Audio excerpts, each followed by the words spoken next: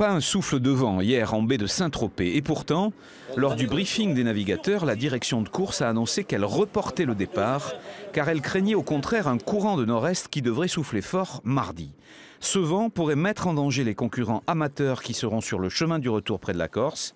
Les équipages ont compris la décision pour raison de sécurité, mais certains sont déçus. Pour nous, ça ne nous faisait pas peur. On avait l'habitude sur les bateaux plus gros de traverser des mers beaucoup plus compliquées.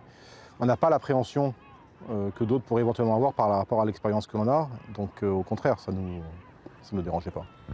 L'azuréenne Alexia Barrier s'est inscrite au départ de Saint-Tropez pour parcourir cette semaine un peu plus de 1000 km en Méditerranée.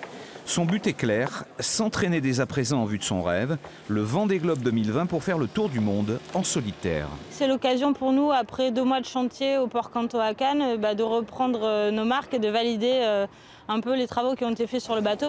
Et moi, je n'ai pas navigué depuis la route du Rhum, donc c'est un super entraînement avant de reprendre le championnat du monde IMOCA.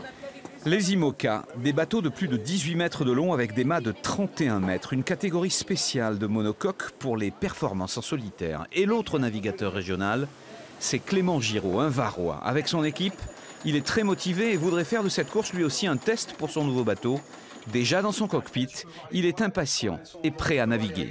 J'ai une table à cartes avec un ordinateur avec les logiciels de navigation, avec les cartes, et on a le téléphone satellite. J'ai le pilote automatique pour pouvoir commander d'ici, et puis la quille aussi quand on angule.